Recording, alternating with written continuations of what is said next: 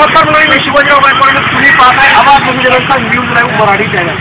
सध्या मी आहे नांदेड शहरामध्ये जिल्हाधिकारी कार्यालयाच्या समोर. माझ्या उजव्या साईडला तुम्ही बघू शकता मोहम्मद पैगंबर की शान में गुस्ताखी करने वाले मलऊन रामगिरी महाराज को तत्काल गिरफ्तार करने के लिए आमरण उपोषण यहाँ पर किया जा रहा है.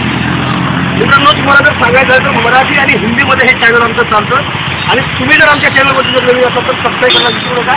मुस्लिम समाज बांधवांच्या वतीने मागणी करण्यात येत आहे आणि मी इथे काही उपोषण कशाकडे जाणार आहे. काय प्रतिक्रिया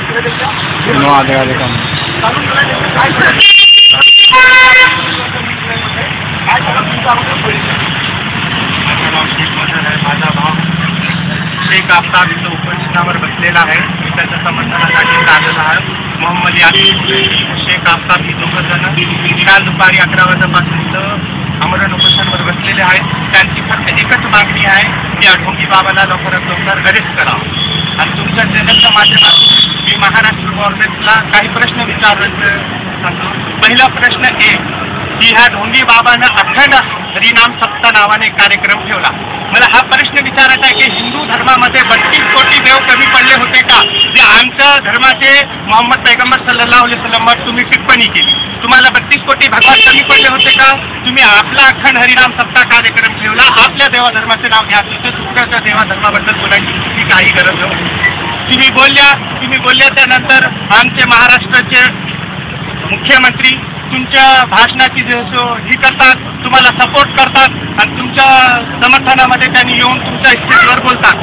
मला हा तुमच्या चॅनलच्या माध्यमातून मुख्यमंत्र्यांना विचारायचं आहे की तुम्ही कोणत्या एक विशेष समुदायाचे मुख्यमंत्री आहो का? तुम्ही हा महाराष्ट्र राज्याच्या संपूर्ण समुदायाचे मुख्यमंत्री आहे. तुम्हाला जर असं वाटत असेल की तुम्ही फक्त हिंदू धर्माचे मुख्यमंत्री आहे तर माझी ही मागणी आहे की तुम्ही तात्काळ राजीनामा द्यावा. कारण की हा महाराष्ट्रात प्रत्येक धर्माचे लोक जगतात आणि तुम्ही फक्त एका धर्माचे कसं काय सपोर्ट करू शकता? आणि दुसरी गोष्ट म्हणायची ही आहे की तुम्हाला पहिले आपला धर्म बघायची गरज नव्हती. पहिले तुम्हाला राजधर्म बघायची गरज होती. राजधर्म म्हणजे पहिले आपलं राजकारण म्हणजे तुम्हाला दोन्ही समुदाय तेवढेच आहे. तुम्ही आमच्या समुदायाला टार्गेट करता, त्या ढोंगी बाबाला समर्थन कसं काय केलं हा विचारायचा एकूणच परिस्थिती जर आपण पाहिली, राज्याचे मुख्यमंत्री एक जबाबदार नागरिक, त्या राज्याचा प्रथम जो नागरिक असतो तो मुख्यमंत्री एकनाथराव शिंदे यांनी रामगिरी महाराजांचं समर्थन केलं. कारण ज्या वेळेस एखाद्या धर्माच्या धर्मगुरूवरती अतिशय खालच्या शब्दामध्ये टिप्पणी केल्यानंतर हा फक्त लातूर आणि नांदेड जिल्ह्यातच नाही तर संपूर्ण महाराष्ट्रामध्ये सकल मुस्लिम समाज बांधवांच्या भावना दुखावल्या गेलेल्या आहेत. ते रस्त्यावर आज उतरलेले आहेत. एकनाथराव शिंदे, तुम्ही कसं पाहता या घटनेकडे? कारण तुम्ही जर एका धर्माचे जर समर्थक जर असाल तर निश्चितच खरोखरच तुम्ही राजीनामा द्याल का? हा आवाज बहुजनांच्या न्यूजच्या माध्यमातून तुम्हाला माझा सवाल असणार आहे.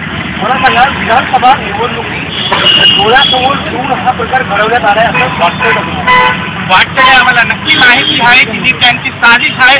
कारण की त्यांनी आमच्या धर्माच्या पैगंबर मोहम्मद सल्लल्लाहु अलैहि वसल्लम टिप्पणी केल्या, शब्द वापरल्या. त्यासाठी की आम्ही आकर्षक व्हावं, आम्ही रस्त्यावर येऊन काहीतरी ना करणारी हरकत करावं आणि आम्ही समजा हिंदू वोटरला एकत्र करून आपली जसं मतात वाढावं. यांची ही प्रतिक्रिया आहे, दुसरी काय.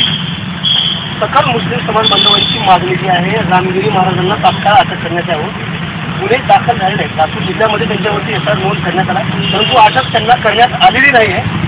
जर अटक नाही करण्यात आली तर पुढची भूमिका तुमची सकल मुस्लिम समाज बांधवांची काय असणार आहे?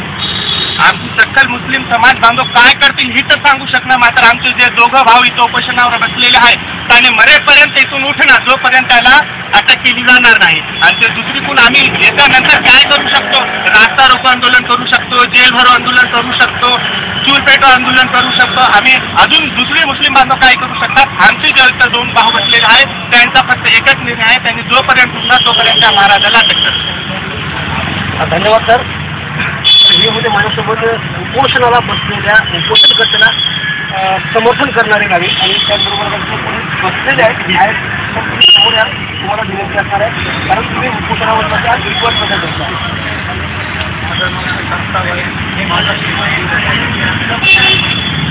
आज दुसरा दिवस बसलेला स्थानिक प्रशासनाने जिल्हा प्रशासनाने तिच्याकडे शासनाच्या प्रतिनिधी वगैरे कुठे भेट देण्यासाठी आले होते. की नेमकं काय तुमचं कारण आहे उपोषणाची दखल घेतली आहे का?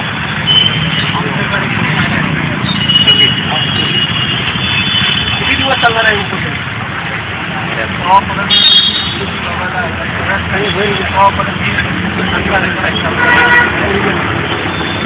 एकूणच पुन्हा एकदा जर आपण परिस्थिती पाहिजे जिल्हाधिकारी कार्यालयाच्या समोर मुस्लिम बांधव उपोषणाला बसलेत. रामगिरी महाराजांना जोपर्यंत तात्काळ अटक करण्यात येणार नाही तोपर्यंत हे उपोषण आधार घेणार नाही असं उनको बनना. और मेरे साथ दूसरे उपोषण करता है, क्या उनका कहना है यासीन चौधरी सर क्या कहना चाहते हैं? रामगिरी महाराज ने जो ऐसी अभद्र शब्दों में टिप्पणी की है, मोहम्मद पैगंबर एक धर्म के संस्थापक है और उन्हीं के समर्थन में आज मोहम्मद पैगंबर के आज आप दूसरे दिन को लेकर यहाँ पर अनशन जाम रखा है. देखो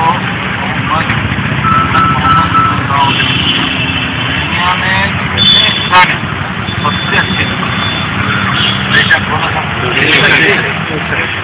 मोहम्मद सल्लल्लाहु अलैहि वसल्लम सारी दुनिया के सबसे बड़े सुल्तान और आपने उसको महाराज बोले जो एक दूसरे समुदाय के खिलाफ दूसरे समुदाय के बड़े मौलाना लोगों के खिलाफ या फिर नबियों के खिलाफ बकवास पकड़ा महाराज जी बोले. उतना गिरे वाला जानवर बोली जाएगा उतना काफी इंसान नहीं उसको कुत्ता बोले कुत्ता भी कम हो जाएगा. मगर जो लोग आज सियासत में बैठे तुम्हारी सियासत तुम करो बाबा, सियासत तुम्हारी अपनी जगह रखो. मुसलमान तुम हिंदू सिख ईसाई कुछ मत करो. तुम हमारे शरीयत में मुदाखलत करने की जरूरत बिल्कुल भी नको करो. इसमें भलाई है. सरकार आज है कल नहीं है, फिर क्या होगा? आज आप पावर में तो आप एक मुजरिम का साथ दे रहे, एक आरोपी का साथ दे रहे, एक गुंडे का एक फसादी का साथ दे रहे. आपको मैं पूछना चाहता हूँ शिंदे साहब, आप सिर्फ हिंदू समुदाय के सीएम है या महाराष्ट्र के तमाम समुदाय के सीएम है? आप सीएम सिर्फ अगर हिंदू समुदाय के है तो खुलेआम बोल दो, मीडिया पे आ जाओ. आप मीडिया पे आकर बोलो कि मैं सिर्फ हिंदू सनातनी धर्म के लोगों का सीएम हूँ, मैं इनकी साइड में बात करूँगा, इनके अलावा किसी की बात नहीं करूँगा और मुसलमानों को टारगेट बनाऊँगा. सीधा बोल दो आगे खुला खुला जो होगा सो होगा. देख लीजिए चौधरी साहब सवाल पूछना है मुझे. रामगिरी जो महाराज जो कहा जाता है अभी कह रहे हैं लोग, आपने तो महाराज उनको कहना नहीं ऐसा बोला है. उनके कुछ पहले दिनों बाद पहले की जो वीडियो सोशल मीडिया पर है उन्होंने हिंदू मुस्लिम एकता की बात की, बहुत बात किया है उन्होंने कहा, लेकिन ऐसा क्यों कहा होगा? उन्होंने उसके दिल से कहा होगा या कोई उसके पीछे कोई शक्ति है? क्या लगता है आपको? लगता है मैंने आपको अभी बोला पहले कि सियासत का मसला है. सियासत का जो मसला है ना, मैं पहले भी बोलूँ कि हमारे शरीयत में हमारे नबियों के हमारे इस्लाम दीन के खिलाफ जाओ मत. तुम सियासत में क्या करना है करो, हमको कुछ मतलब नहीं है तुम्हारी सियासत. वो हम वोट देते थे बिठा देते तुम्हारे बड़ी से बड़ी कुर्सी बिठाते मुसलमान में. हम चाहे ना इंडिया के अंदर हम 40 करोड़ है, हम चाहे किसी को कुर्सी पे बिठा सकते किसी को लेटा सकते. हम मुसलमान 40 करोड़ है इंडिया के अंदर, किसी को भी बिठा सकते किसी को भी उठा सकते. और आपने जो सवाल करे कि अब वो सियासत का मसला है, हो सकता है सीएम साहब ने उसको बोले होंगे या फिर उन्हें खुद बोला होगा, मगर बोलने वाला उसको बुलवाने वाला दोनों भी मुझे. क्या रोल है आपका क्या कहना है? बाबाओं ने जब घेरा है सबसे पहले मुसलमानों ने अपनी जान माल चंद दिन पहले ये वबा आपने क्या देखा नहीं क्या रोडों के ऊपर मुसलमान के सिवा कोई नहीं था? हाँ कोई मुसलमान के सिवा. हाँ पीएम भी घर के अंदर बैठा था, पीएम भी घर के अंदर बैठा था.